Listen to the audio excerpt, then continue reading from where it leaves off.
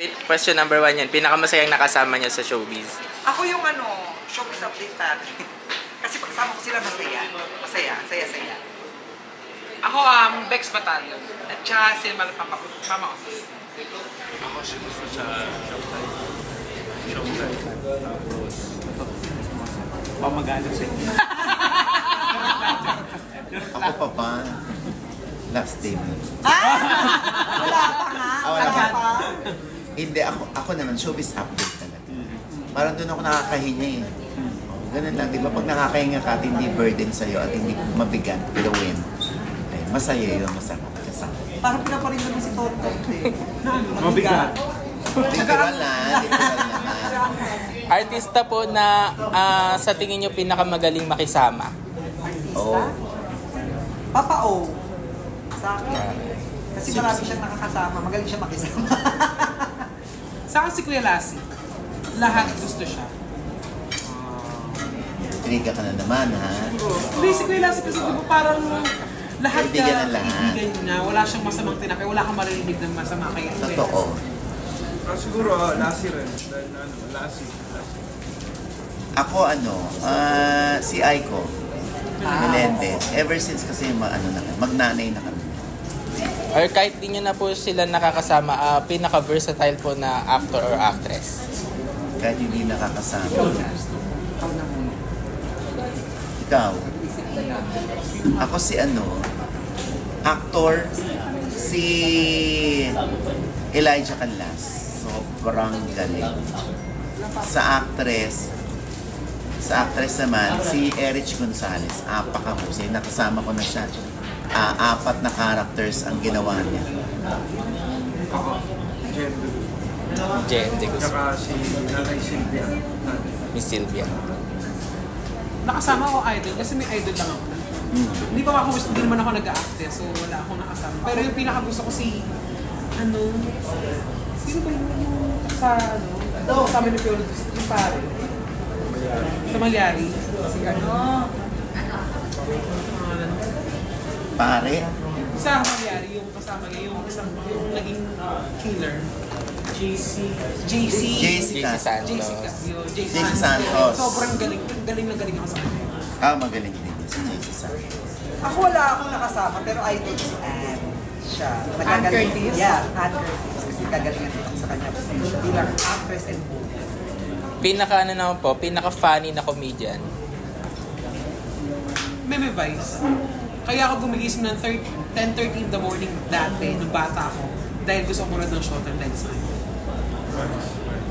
May Vice. Ako, si Papa O. Kasi siya lagi kong kasama. Kaya siya yung lagi kong napapansin. Ginagamit niya lahat yung joke ko. Oo. Naman po, magaling na singer. Uy, wala. Citizen. Gusto ko si Ate Richie. Yes. For me. Same.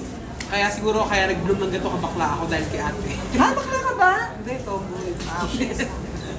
Ikaw, kid. Maisip pa. Ako singer, si Ano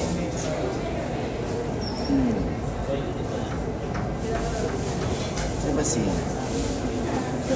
Hello. Uy. Yan, local sa atin. Ano ba? Singer na artista? Dito lang sa showbiz po. Sa showbiz din? Sa atin lang. Ang dami kasi singer. Yung pinakalagi mo pinapakinggan na good place. Joey Alvin. Sarap ng boses sa tayo. Sino lagi pinapakinggan? Na Pinoy? Sige, Tina.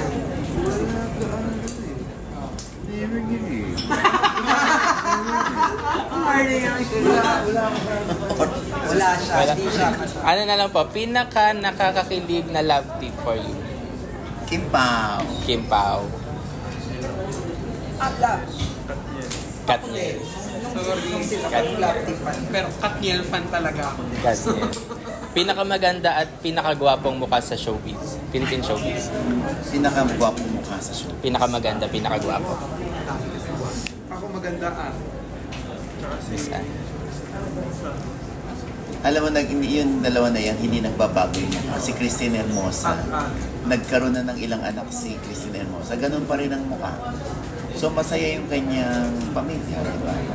Si Ann Curtis naman, hindi binabago ng panahon ng mukha. At kahit anong isuot ni Ann Curtis, kahit sako pa i-base mo kay Ann Curtis. Ann Curtis na. Ako maganda yung dalawa, pero gusto ko yung mukha ni Ellen Adarna. Magaganda. Ako, And then, syempre, papamit ko sa'yo, kilala ko yung sister ni Ellen, Sino po? si Yvonne. Yvonne. Adarna. Yvonne yun eh. Ganda kasi ni Ellen. Ang simple lang din. Oo, actually, si Daima, ano na yan, maganda na talaga yan, kahit walang makeup. Pinaka-sexy na lang po sa babae or lalaki sa showbiz. Pinaka-sexy, Sa lalaki sa akin si Papa.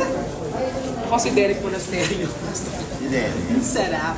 Pag kayo lumalayo, ito kasama natin, no? Ayun! Tropa kasi. Tropa yun eh. Parang wala kang mali siya.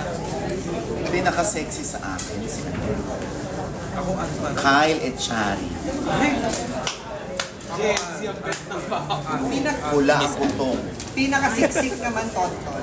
Sexy lang. Sorry, kala ko sila. Last question na lang po. Sino yung nakasama nyo na pinakagalante? Ay, si OGD yung siguro. Papa, wala nang ano. Madaling kausap, di ba? Madaling kausap, mamaya nga magbabana din kami. Actually, ngayon ko pala nakakasama si Papa O ng palagi. Talagang galante siya. Lagi siya nagbabayad ng mga kinakain namin. Pero bukod sa kanya, si Ate MC. Sobrang galante ni Ate MC. Sila. Tsaka si Tetay. Ayan, syempre, oy! Hello po, kami po ang mga miyembro, ang mga host po ng pinakabagong talk show at game show in one dito sa Kapatid Network. Ayan, ang Quizmosa. Ayan, yung mga chismosa dyan, mapapakinabangan niyo po yan, mapagkakakalain niyo po yan. Sumali po kayo sa Quizmosa. Dahil everyday naman po ito. Yes, everyday. 2:30 pagkatapos ng Itbulaga, 6 na araw sa loob ng isang linggo. Ano ba naman? Oo. Diba? O kaya kailangan tutukan na po natin sa television mismo. Manood po tayo sa Free TV. Buksan po natin yung remote. Diba? Kung wala pang remote, ayan o, tumayo ng supan. Buksan yung TV, ilipat ng gano'n. Luma na yan. Hindi, pag hindi nila tumayo, ano yung tinidor? Oo, sa antena naman yun. Tanong nga pala. Kaloka ka. Tsaka dito nyo lang mapapanood yan sa TV5 lang. Walang iba. Oo, maraming salamat sa inyo lahat. Sana ay suportahan nyo kami hanggang dulo. Ha? Ano pa nga ba? Ang inyong panonoorin tuwing 2:30 simula October 21. Ito ang Quizmosa!